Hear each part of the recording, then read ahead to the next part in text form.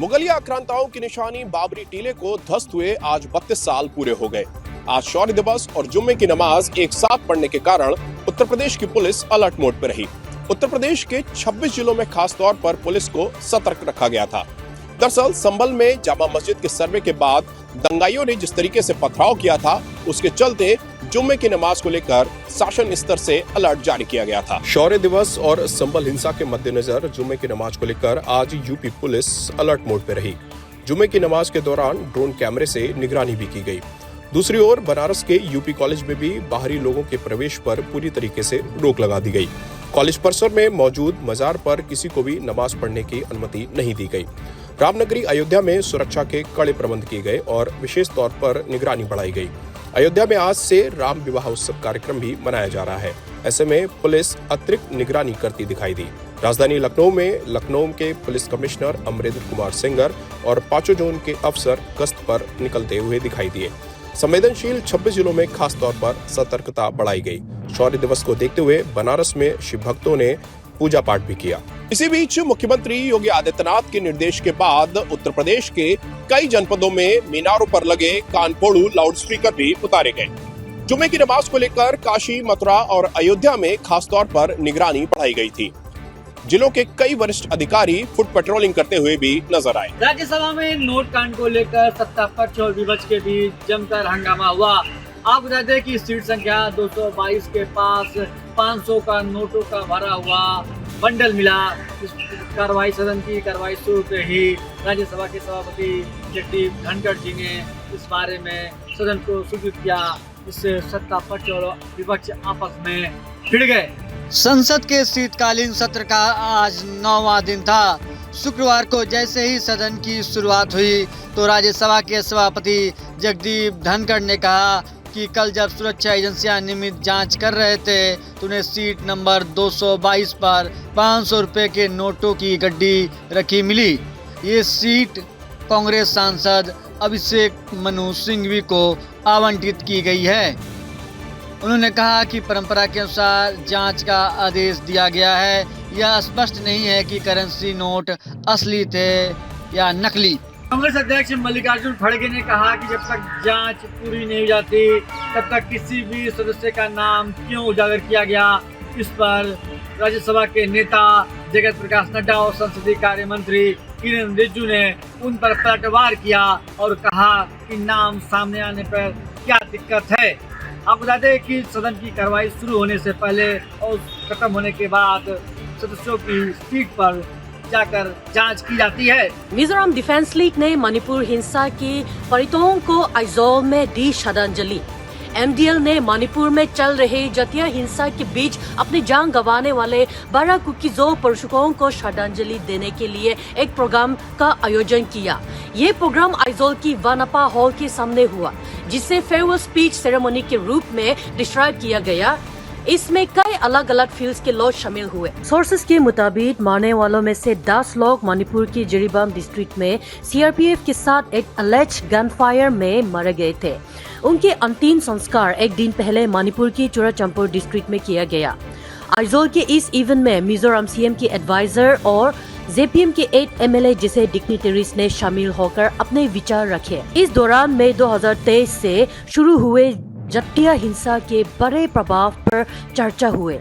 इस कॉन्फ्लिक्ट में अब तक 200 से ज्यादा लोग अपनी जान गंवा चुके हैं और हजारों लोग अपने घर छोड़ने पर मजबूर हुए हैं, जिससे कई कम्युनिटीज इनसिक्योर और तकलीफ का सामना कर रहे हैं। ये इवेंट मिजोरम और कुकीजो कम्युनिटी के बीच के स्ट्रॉन्ग कनेक्शन को हाईलाइट करता है, क्योंकि स्टेट ने हिंसा से बचकर आने वालों को शरण और मदद दी है।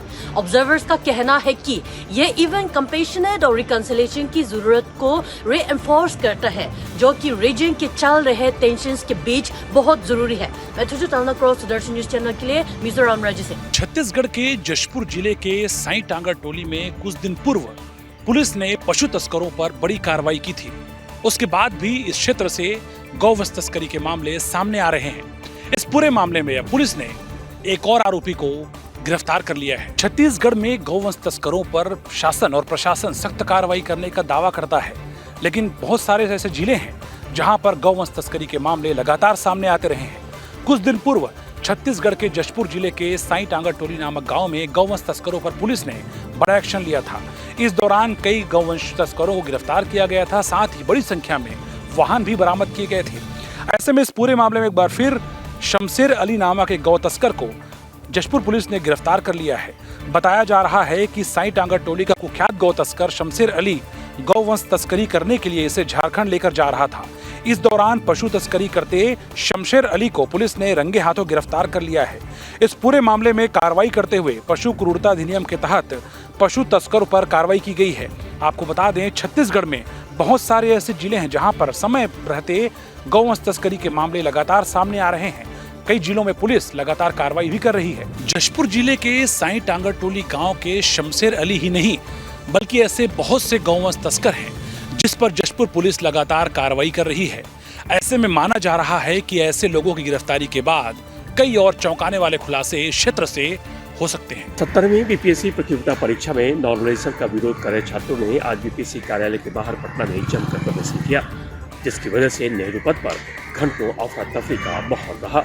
प्रदर्शन कर रहे छात्रों को नियंत्रित करने के लिए पुलिस को लाठियां भी भांजनी पड़ी। बिहार लोक सेवा आयोग द्वारा आयोजित की जाने वाली 70वीं संयुक्त परीक्षा में नॉर्मलाइजेशन लागू नहीं करने और एक परीक्षा एक प्रश्न पत्र की मांग को लेकर आज बड़ी संख्या में छात्रों ने सड़क पर उतरकर प्रदर्शन किया। प्रदर्शन कर रहे अभ्यर्थियों का कहना था कि बीपीएससी के अध्यक्ष को सामने आकर ये बातों की घोषणा की जानी चाहिए कि नॉर्मलाइजेशन लागू नहीं किया जाएगा। साथ ही बीपीएससी पर भ्रामक जानकारी देने का भी दावा किया गया। दरअसल 70वीं बिहार लोक सेवा आयोग के लिए 13 दिसंबर को राज्य के 925 सेंटर पर एग्जाम शुरू होगा। इसमें 4,80,000 अभ्यर्थियों ने आवेदन किया है।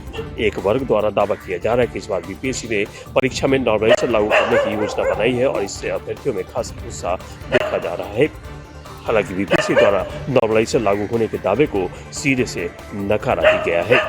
हालांकि बीपीएससी द्वारा नॉर्मलाइजेशन लागू किए जाने को सिरे से नकारा जा रहा है, लेकिन इसके बावजूद छात्र आंदोलनरत हैं। ऐसे में अब यह देखना होगा कि बीपीएससी का अगला कदम क्या होता है। अंजनी पांडे, सुदर्शन न्यूज, पटना। हिमाचल होमगार्ड के 62वें स्थापना दिवस पर रिज मैदान पर भव्य प्रोग्राम का आयोजन। विभिन्न टुकड़ियों ने मुख्यमंत्री को दी सलामी। होमगार्ड एवं नागरिक सुरक्षा का 62वां स्थापना दिवस सीएम सुक्खू ने होमगार्ड की महिलाओं को 180 दिन के मातृत्व अवकाश देने की घोषणा की है। 700 पदों को भरने का भी ऐलान किया है। होमगार्ड एवं नागरिक सुरक्षा के 62वें स्थापना दिवस पर सीएम सुक्खू ने होमगार्ड की महिलाओं को 180 दिन के मातृत्व अवकाश का तोहफा दिया है। साथ ही 700 पदों को भर्ती का भी ऐलान किया है। मुख्यमंत्री ने आज शिमला में आयोजित होमगार्ड के 62वें स्थापना दिवस के राज्य स्तरीय समारोह की अध्यक्षता करते हुए यह ऐलान किया और होमगार्ड के योगदान की सराहना की। मुख्यमंत्री ने इस दौरान होमगार्ड बटालियन की भव्य परेड और मार्च पास्ट की सलामी ली। इस दौरान आपदा के समय home guard, SDRF, civil defence, fire services के जवान द्वारा किए जाने वाले राहत एवं बचाव कार्यों की मॉक ड्रिल भी आयोजित की गई। मुख्यमंत्री सुखविंदर सिंह सुक्खू ने होमगार्ड के जवानों के उत्कृष्ट सेवाओं के लिए उन्हें बधाई दी और कहा कि राज्य में आपदा प्रबंधन, कानून व्यवस्था बनाए रखने और आपातकालीन परिस्थिति में होमगार्ड का योगदान अत्यंत सराहनीय है। हिमाचल होमगार्ड आज अपना 62वां स्थापना दिवस मना रहा है। इस अवसर पर रिज मैदान पर एक भव्य परेड का आयोजन किया गया, जिसमें विभिन्न प्रकार की प्रदर्शनी भी लगाई गई और झांकियां भी निकाली गई। हिमाचल होमगार्ड पिछले 10 सालों में हिमाचल में 36,000 लोगों की जान बचाई है और 31,000 रेस्क्यू ऑपरेशन किए हैं, जिसमें आपदा से लेकर भी रेस्क्यू शामिल है। हिमाचल होमगार्ड अपने बेहतर कार्यों के लिए जाना जा रहा है। इसी को लेकर आज अपना स्थापना दिवस मना रहा है। सुदर्शन न्यूज के लिए शिमला से विनोद पाठक की रिपोर्ट। आज 6 दिसंबर शौर्य दिवस पर छत्रपति संभाजी नगर के सुपारी हनुमान मंदिर में भारतीय जनता पार्टी के नेता और कार्यकर्ताओं ने की महाआरती, भारत माता की जय और वंदे मातरम के लगाए नारे। आपको बता दें कि बाबरी विध्वंस के बाद हर वर्ष 6 दिसंबर को शौर्य दिवस के रूप में मनाया जाता है। देश भर में शौर्य दिवस मनाते हुए हिंदू संगठनों की तरफ से महाआरती का आयोजन किया जाता है। इसी कड़ी में आज छत्रपति संभाजी नगर के सुपारी हनुमान मंदिर में भी महाआरती का आयोजन किया गया था, जिसमें बड़ी संख्या में भारतीय जनता पार्टी के नेता, कार्यकर्ता, महिलाओं ने महाआरती की, भारत माता की जय के नारे भी लगाए। साथ ही साथ कार्यकर्ताओं की तरफ से ये भी नारे लगाए गए कि जो हिंदू हित की बात करेगा वही देश पे राज करेगा। अयोध्या तो झांकी है और मथुरा काशी अभी बाकी है। इस महाआरती में राज्यसभा सांसद डॉक्टर भागवत कराड़ और पूर्व कैबिनेट मंत्री अतुल सावे की उपस्थिति में बड़ी संख्या में युवा और महिला कार्यकर्ता भी रहे उपस्थित। BM Rathore, Sudarshan news, Chhatrapati Sambhaji Nagar. मध्य प्रदेश सरकार ने कैंसर रोगियों के प्रति गहरी संवेदनशीलता जताई है। मुख्यमंत्री डॉक्टर मोहन यादव राजधानी भोपाल के कैंसर अस्पताल पहुंचे और वहां कई मरीजों से मुलाकात की, उनका हालचाल पूछा। मुख्यमंत्री डॉक्टर मोहन यादव के साथ बड़ी संख्या में प्रशासनिक कर्मचारी व अधिकारी मौजूद थे और स्वास्थ्य अमले के बीच डॉक्टर मोहन यादव ने हर तरह की चर्चा मरीजों से की। माना जाता है पहला सुख निरोगी काया। इस लिहाज से मध्य प्रदेश के मुख्यमंत्री डॉक्टर मोहन यादव मध्य प्रदेश की राजधानी भोपाल के जवाहरलाल कैंसर अस्पताल पहुंचे और कैंसर रोगियों से मुलाकात की। मुख्यमंत्री डॉक्टर मोहन यादव ने मरीजों से मुलाकात और बातचीत करते हुए हर तरह की चिकित्सा सुविधा उपलब्ध कराने का आश्वासन दिया। मुख्यमंत्री के साथ बड़ी संख्या में राजधानी भोपाल के चिकित्सा अधिकारी मौजूद थे। डॉक्टर मोहन यादव ने कहा कि कैंसर रोगियों के इलाज में किसी भी तरह की लापरवाही नहीं बरती जाएगी और सरकार हर तरह की चिकित्सा सुविधा उपलब्ध कराने के लिए वचनबद्ध है। रामस्वरूप शर्मा, सुदर्शन न्यूज, भोपाल। झारखंड के हेमंत सोरेन सरकार के मंत्रिमंडल का विस्तार हो गया है, जिसमें कांग्रेस कोटे से 4, जेएमएम कोटे से 6 और आरजेडी कोटे से 1 विधायकों को मंत्री पद की गोपनीयता और शपथ दिलाई गई है। झारखंड के हेमंत सोरेन सरकार के मंत्रिमंडल का विस्तार हो गया है। झारखंड के राज्यपाल संतोष कुमार गंगवार ने राजभवन में शपथ ग्रहण समारोह के दौरान राधाकृष्ण किशोर, दीपक बिरुआ, चमरा लिंडा, संजय प्रसाद यादव, रामदास सोरेन, इरफान अंसारी, हफीजुल हसन, दीपिका सिंह पांडे, योगेंद्र प्रसाद, शिवदीप कुमार एवं शिल्पी नेहा तिर्की को झारखंड राज्य के मंत्री परिषद के सदस्य के रूप में पद एवं गोपनीयता की शपथ दिलाई। ये पहला मौका है जब एक साथ 11 मंत्रियों ने पद की शपथ ली है और सरकार फुल स्ट्रेंथ के साथ अपना काम संभाली है। अब देखने वाली बात होगी कि आने वाले समय में जो सरकार ने चुनाव से पहले वादे किए थे वो इस पर कितना खड़ा उतरती है। रांची से सुदर्शन के लिए मुकेश कुमार की रिपोर्ट। बांग्लादेश में हो रहे हिंदुओं के अत्याचार और देश में जो बांग्लादेशी घुसपैठी है उन्हें बाहर निकालने के लिए नागपुर शहर के सिविल सोसाइटी के माध्यम से 10 तारीख यानी मानव अधिकार दिवस पर भव्य प्रदर्शन का आयोजन हो रहा है। बांग्लादेश में हो रहे हिंदुओं पर अत्याचार और इस्कॉन के संत चिन्मय कृष्णदास के रिहाई की मांग को लेकर नागपुर शहर में सकल हिंदुओं के माध्यम से 10 दिसंबर को शाम 4 बजे वैरायटी चौक पर प्रदर्शन का आह्वान हुआ है।